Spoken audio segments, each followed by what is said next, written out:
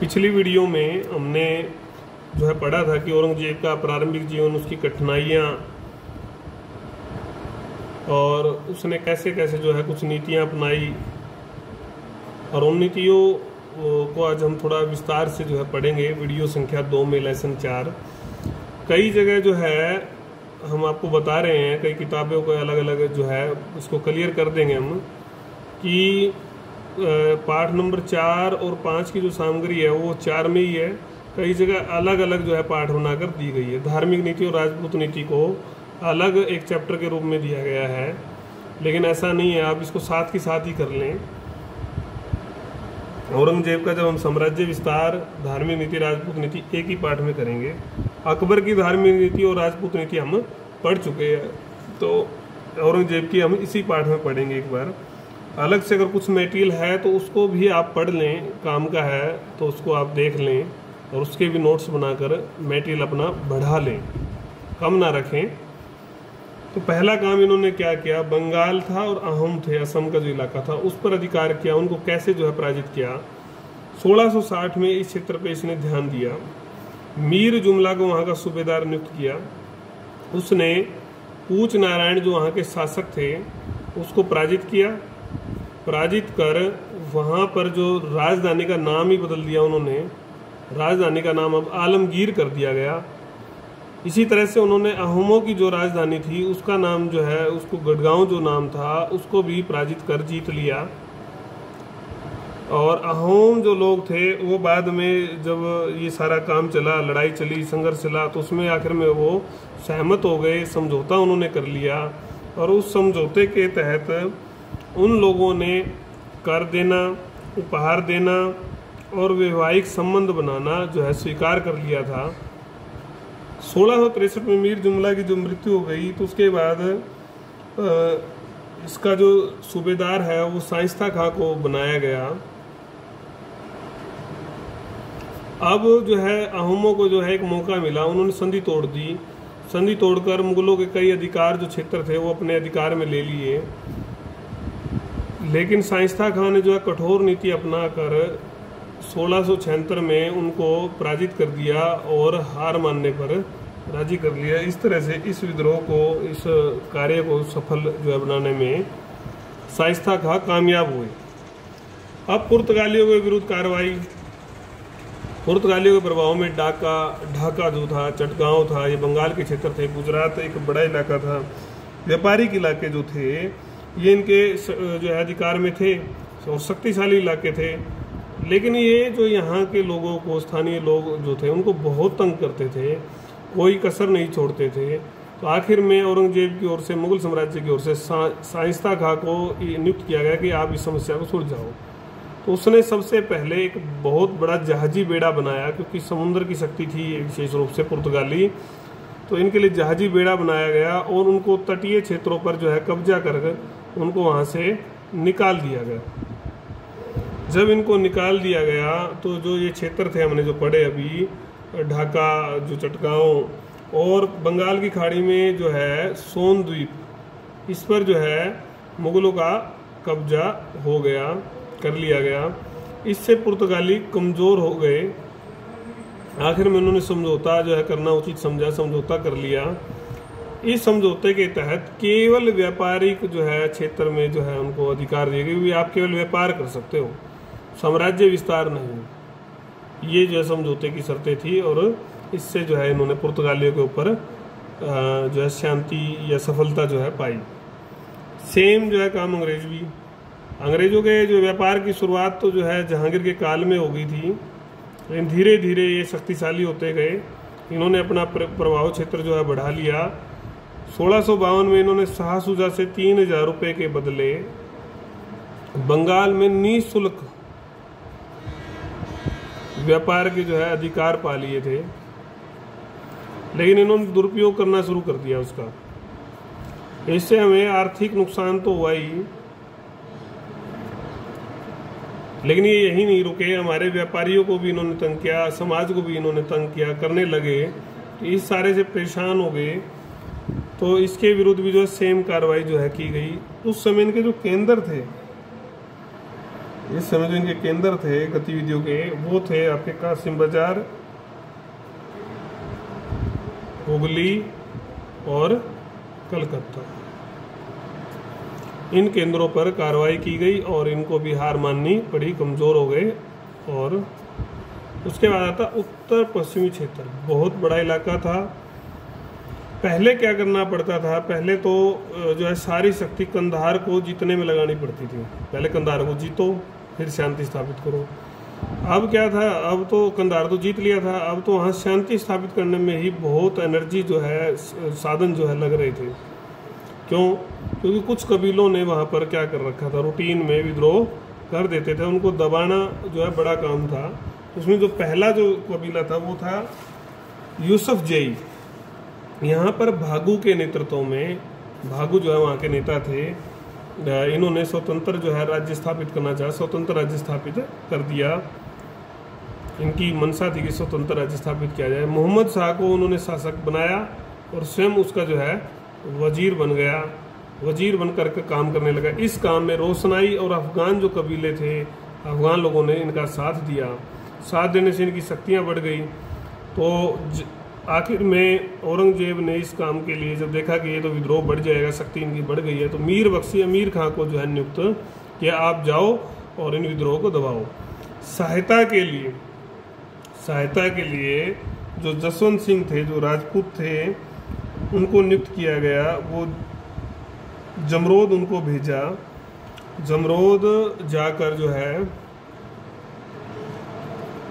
संयुक्त रूप से सेना मिल गई, कार्रवाई की गई और शक्ति को कमजोर कर दिया गया। आखिर में विद्रोह को दबाने में सफल हो गए। कौन? मीर बख्शी, अमीर खां और जसवंत सिंह। तो इस तरह से एक विद्रोह दबा दिया गया। दूसरा जो विद्रोह था वो था अफरीदी। यहाँ पर जो नेतृत्व अदम खां दे रहे थे, 1672 में विद्रोह हुआ। ये बड़ा विद्रोह था। इन लोगों का भी वही स्वतंत्र राज्य का एक कंसेप्ट था।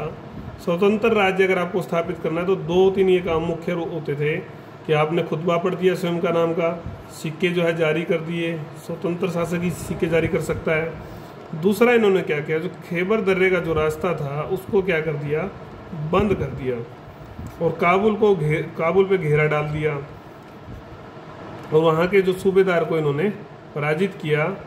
इसी समय मुख्य सेनापति सुजात खां को इस विद्रोह को दबाने के लिए भेजा गया। सुजात खां जिसको औरंगजेब ने भेजा था वो असफल तो हो ही गया, साथ में वो इस लड़ाई में जो है मारा भी गया। बाद में जो है जसवंत सिंह को भी भेजा गया। इनको कोई विशेष जो है सफलता इस काम में नहीं मिली। औरंगजेब ने देखा कि ये तो बड़ा कठिन काम हो गया, तो उसने कूटनीति का जो है सहारा लिया। कूटनीति में क्या किया उसने, उपहार, नौकरी, सम्मान, पेंशन, रिश्वत, सब तरह का लालच जो है देकर उनको अपने पक्ष में कर लिया और इस तरह से उनकी भी शक्ति कमजोर पड़ गई और विद्रोह शांत हो गया। तो साम दाम दंड भेद शांति, ये शांति जो भी नीति उनको अपनाकर जो है उस साम्राज्य को वो हासिल कर सकते थे, शांति स्थापित कर सकते थे, अपना प्रभाव स्थापित कर सकते थे, वो औरंगजेब ने किया। अब हम बात कर रहे हैं उत्तरी भारत की। देखो अभी हमने पढ़ा था उत्तर पश्चिमी सीमा भाग, उससे पहले हमने बंगाल, ओम और जो विदेशी शक्तियाँ थी पुर्तगाल और अंग्रेज, उनके बारे में पढ़ा। इसमें जो पहला जो विद्रोह करने वाले जो लोग थे वो थे जाट। जाटों ने बड़ी बहादुरी से इसका मुकाबला किया। दिल्ली के पास जो यमुना का क्षेत्र था, आगरा का जो क्षेत्र था, वो इनके नेतृत्व में जो है यहाँ पर इनका जो है अधिकार था। विशेष रूप से ज़्यादातर जो लोग थे इस समाज के वो कृषक थे। तो अब्दुल नबी जो है यहाँ का सूबेदार था, वो शासन करता था, आम लोगों को वो तंग करता था।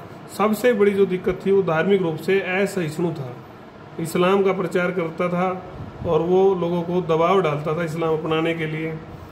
धार्मिक नीतियों से तंग होकर, आर्थिक शोषण से तंग होकर आखिर में जब क्षुब्ध हुए तो लोग 1669 में गोकुल का जो नेतृत्व उनको मिला तो उन्होंने विद्रोह कर दिया।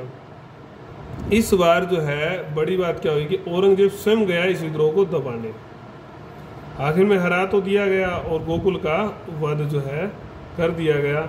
एक बार तो ये विद्रोह शांत हो गया, लेकिन फिर क्योंकि बात प्रतिष्ठा की थी, इज्जत की थी, तो दोबारा से इकट्ठे हुए राजा राम के नेतृत्व में। तो इन्होंने इस बार खुले युद्ध की नीति नहीं अपनाई। अब ये गुरिल्ला में आ गए, जो छिपकर जो है मार काट विद्रोह करना, सामान निकलेगा, इस प्रकार का जो काम होता था, ये सब काम अब चल रहा था। तो लूटमार से जब तंग हो गए, तो इन्होंने मतलब मुगलों ने आदेश दिए कि भी इनका कुछ ना कुछ किया जाना चाहिए। एक बड़ा जो काम इन्होंने किया, अकबर का जो मकबरा था वही लूट लिया जाटों ने, और उसकी जो अस्थि थी, उसका जो अवशेष थे, उसको जो है नदी में बहा दिया गया। तो ये बहुत अपमान का विषय था उनके लिए। तो उसको वध कर दिया गया। वध करके मुगलों ने जो है इसको पकड़ लिया और उसका वध कर दिया। किसका? राजा राम का। लेकिन ये यहीं नहीं रुके, उसके बाद भी विद्रोह जो है चलता रहा। अब नेतृत्व जो है चूड़ामन के पास आ गया था। अब हम बात करते हैं सतनामी विद्रोह। सतनामी विद्रोह का जो केंद्र था वो था नारनौल। यहाँ पर जो है इन लोगों को लुड़िया भी जो है कहा जाता था। इनकी जो पहचान थी वो इस रूप में भी थी। 1672 में क्या हुआ, एक घटना घटती है। एक कृषक की जो है लड़ाई हो जाती है मुगल सैनिक से। तो उस लड़ाई में जो है वो लड़ाई बढ़कर टकराव होकर जो है उस सैनिक को जो है वो जो सतनामी जो कृषक है वो मार देता है। तो अफसर लोग जो भी होते हैं वहाँ के, मुगल अफसर जो होते हैं, अधिकारी जो होते हैं, वो कार्रवाई करते हैं इनके ऊपर, इनको काफ़ी अपमानित कर देते हैं। इस सारे से क्षुब्ध होकर, दुखी होकर, कार्रवाई से अपमानित होकर कि भी गलत जो है काम हमारे साथ हो रहा है, तो ये लोग एकत्रित हो गए। एकत्रित होकर इन्होंने कई मुगल अधिकारियों को मार दिया, और जो नहीं मरे तो उनको मजबूर कर दिया कि जो ये क्षेत्र था मेवात का, ये जो इनके अधिकार में महेंद्रगढ़ का, नारनौल का, यहाँ से उनको मजबूर कर दिया भागने पर। आखिर में वो लोग भाग गए। लेकिन आदेश दिया गया इनको दबाने का। आखिर में औरंगजेब की ओर से जब आदेश दिया गया तो हजारों की संख्या में जो है मृत्यु के घाट जो है उतार दिया गया। जब सतनामी खत्म हो गए तो कार्रवाई कड़ी हुई, तो ये आंदोलन भी दबा दिया गया और ये आंदोलन समाप्त हो गया। इस प्रकार से ये सतनामी विद्रोह का जो है अंत था। उसके बाद जो बड़ी शक्ति इनके खिलाफ विद्रोह करने वाली थी औरंगजेब के खिलाफ, औरंगजेब के समय, वो थे सिख। सिखों ने भी विद्रोह किया। हालांकि जो और मुगल शासक थे उनके समय में उतार चढ़ाव संबंधों में आते रहे। अकबर के अगर हम बात करते हैं तो अकबर के साथ 5वें जो गुरु थे उसके बहुत अच्छे संबंध थे। जमीन भी दी गई थी, आपको पता होगा। इस जो ये अमृतसर का जो गुरुद्वारा है, जहांगीर जो शासक था उसने अर्जुन देव के साथ जो है गलत नीति अपनाई, जो गुरु थे अर्जुन देव। तो उसके बाद संबंधों में कुछ खटास जो है जरूर आ गई थी। उसके बाद जो गुरु तेग बहादुर जब गुरु बने तो एक नया अध्याय शुरू होता है, क्योंकि ये ज़्यादा जो है तेजस्वी व्यक्ति थे, ज़्यादा प्रभावशाली व्यक्ति थे। इनकी लोकप्रियता जो है बढ़ रही थी। औरंगजेब उसको सीमित करना चाहता था। तो इसके लिए उसने एक बार इनको दरबार में भी आमंत्रित किया, अपमानित करने का और सजा देने का इनका योजना थी। लेकिन जयसिंह जो राजपूत शासक थे उनके हस्तक्षेप से ये एक बार बच गए। इनको जो है मतलब कोई इस प्रकार का नहीं हुआ। लेकिन जो मुस्लिम लोग थे उन लोगों ने इनके ऊपर आरोप लगाए कि भाई इन्होंने कुछ मुस्लिमों को सिख बना दिया है। तो ये आरोप लगा धर्मांतरण का। इसके परिणाम स्वरूप औरंगजेब ने इनको कहा कि आप भी जो है अब इस्लाम जो है स्वीकार कर लो, बाध्य किया गया। इन्होंने मना कर दिया। मना करने पर इनको बंदी बना लिया गया और आखिर में इनको मार कर जो है शहीद कर दिया गया। शहीद हुए धर्म के ऊपर, अपनी वचन के ऊपर, अपने सिद्धांतों के ऊपर और अपनी स्वतंत्रता के प्रति। इनकी शहादत थी अपनी स्वतंत्रता के प्रति। गुरु गोविंद सिंह जी की अगर हम बात करें तो ये 10वें और अंतिम गुरु थे, जो सबसे ज़्यादा प्रसिद्ध भी हुए, सबसे ज़्यादा इनकी मान्यता भी हुई। समय में इन्होंने खालसा पंथ की स्थापना की थी। 2 अंक में भी कई बार आ जाता है इसको आप ध्यान रखें। 10वें गुरु भी आ जाएगा। खालसा पंथ की स्थापना किसने की, ये भी आ सकता है। तो स्वतंत्र जो राज्य की इन्होंने, सिख राज्य की जो है इन्होंने नींव रख दी थी, स्थापित कर दिया। चमकौर जो है केंद्र था इनकी गतिविधियों का, यहीं पर सैनिक धार्मिक जो गतिविधियों का विशेष केंद्र था। यहाँ पर युद्ध भी हुआ मुगलों के साथ, उसमें इनके 2 पुत्र जो है शहीद हो गए, मारे गए। फिर जो है कुछ समय इनकी गतिविधियों का केंद्र तलवंडी भी बना था। संघर्ष अंत तक चलता रहा, जब तक औरंगजेब रहा जीवित तब तक इनका संघर्ष चलता रहा। इस प्रकार औरंगजेब की सफलता, असफलता, संघर्ष, विद्रोह को दबाने का जो ये हमने प्रक्रम जो है पढ़ा, ये यहीं नहीं समाप्त होता। फिर विशेष रूप से हम राजपूतों से संघर्ष, जो स्तंभ थे जो इनके साथ मिलके लड़ते थे, क्या कारण थे कि उनसे संघर्ष जो है इसका बढ़ गया, क्या उसके फिर जो है परिणाम आए, एक इम्पोर्टेंट क्वेश्चन है। 15-16 अंक में भी जो है कई बार आ जाता है, तो इसको भी हम ध्यान से देखेंगे अगली वीडियो में। तब तक आपको कोई बात अगर समझ में ना आई हो, जो लेसन, जितने भी लेसन हमने पढ़ाए हैं, तो आप उसके बारे में लिख कर भेज सकते हैं, खोल कर पूछ सकते हैं।